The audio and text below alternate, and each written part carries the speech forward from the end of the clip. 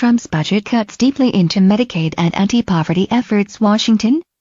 President Trump plans to unveil on Tuesday a $4.1 trillion budget for 2018 that would cut deeply into programs for the poor, from healthcare and food stamps to student loans and disability payments, laying out an austere vision for reordering the nation's priorities.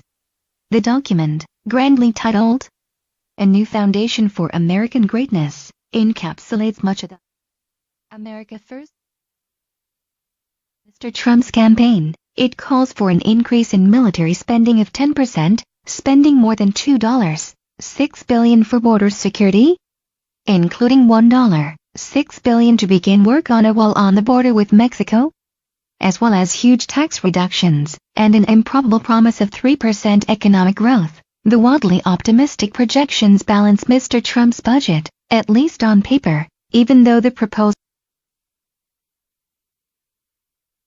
Medicare, the two largest drivers of the nation's debt.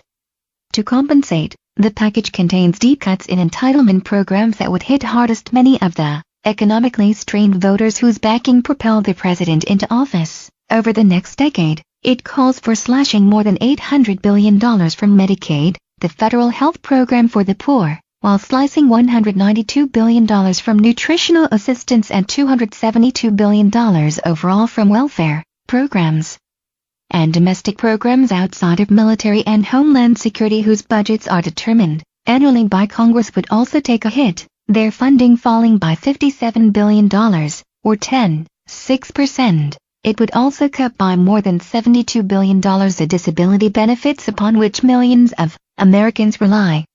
Student loan programs that subsidize college educations for the poor and those who take jobs in government or non-profit organizations would be eliminated. Trump's advisors portrayed the steep reductions as necessary to balance the nation's budget, while sparing taxpayers from shouldering the burden of programs that do not work well. This is, I think, the first time in a long time that an administration has written a budget through the eyes of the people who are actually paying the taxes, said Mick Mulvaney, Trump's budget director. We're not going to measure our success by how much money we spend, but by how many people we actually help. Mulvaney said as he outlined the proposal at the White House on Monday before its formal presentation on Tuesday to Congress. Among his innovations, Trump proposes saving $40 billion over a decade by barring undocumented immigrants from collecting the childcare tax credit or the earned income tax credit, a subsidy for low and middle-income families, particularly those with children. He has also requested $19 billion for a new program, spearheaded by his daughter and senior advisor Ivanka Trump, to provide 6 weeks of paid leave to new parents. The release of the document, an annual ritual in Washington that usually constitutes a marquee event for a newly inaugurated president working to promote his vision, unfolded under unusual circumstances.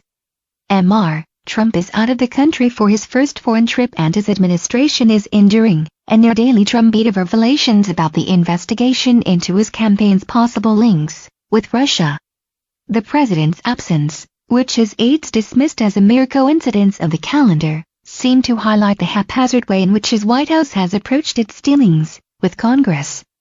It is just as much a sign of Trump's lack of enthusiasm for the policy detail and message discipline that is required to marshal support to enact politically challenging changes. If the president is distancing himself from the budget, why on earth would Republicans rally around tough choices that would have to be made, said Robert L. Bixby, the executive director of the Concord Coalition, a nonpartisan organization that promotes deficit reduction. If you want to make the political case for the budget, and the budget is ultimately a political document, you really need the president to do it.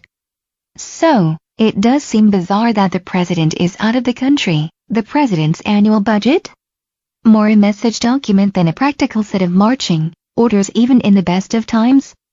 Routinely faces challenges on Capitol Hill. Lawmakers jealously guard their prerogative to control federal spending and shape government programs. But Mr. Trump's wish list, in particular, faces long odds, with Democrats uniformly opposed and Republicans already showing themselves to be squeamish about some of the president's plans. It probably is the most conservative budget that we've had under Republican or Democrat administrations in decades. said Representative Mark Meadows, Republican of North Carolina and the chairman of the conservative House Freedom Caucus, but in a signal that some of the proposed cuts to domestic programs are likely to face resistance, even from hardline conservatives. Mr. Meadows said he could not stomach the idea of doing away with food assistance for older Americans. Meals on Wheels, even for some of us who are considered to be fiscal hawks, may be a bridge too far. Mr. Meadows said. Republicans balked at Mr. Trump's demand for money for the border wall in negotiations over a spending package enacted last month. Many were deeply conflicted over voting for a healthcare overhaul measure that included the Medicaid cuts contained in the budget to be presented on Tuesday. Now the president is proposing still deeper reductions to the federal health program for the poor, as well as drastically scaling back a broad array of social safety net programs that are certain to be unpopular with lawmakers. The politics of this make no sense to me whatsoever, in the sense that the population that brought them to the dance are the populists out there, in the Midwest and South who rely on these programs that he's talking about reducing, said G. William Hoagland, a former senior Republican congressional budget aide. I don't see how Speaker Ryan gets anywhere close to 218 votes in the House of Representatives, if this is the model. It's an exercise in futility.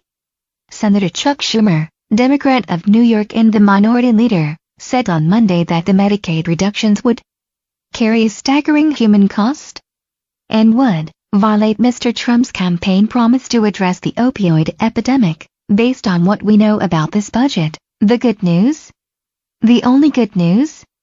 Is that it was likely to be roundly rejected by members of both parties here in the Senate, just as the last budget was. Mr. Schumer said on the Senate floor, the budget itself avoids some of the tough choices that would be required to enact Mr. Trump's fiscal vision. The huge tax cut was presented but without any detail about its elements or cost.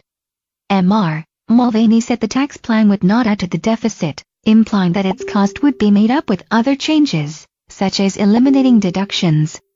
To balance the budget, Mr. Trump's budget relies on growth he argues will be generated from the SIH-informed tax cut. The blueprint also steers clear of changing Social Security or Medicare, steps that Mr. Mulvaney, a former South Carolina congressman who has championed entitlement cuts, said he had tried to persuade Mr. Trump to consider. He said, I promised people on the campaign trail I would not touch the retirement and I would not touch Medicare, and we don't do it. Mr. Mulvaney said of the president, I honestly was surprised that we could balance the budget without changing those programs, but we managed to do that. But budget experts argued that was little more than fiction, and the plan could never deliver the results it claims to. The central inconsistency is promoting a massive tax cut and spending increases in some areas, and leaving the major entitlement programs alone. Mr. Bixby said, you don't have to be an economist to know that that doesn't add up, and that's why there is a great deal of concern about the negative fiscal impact that this budget will have.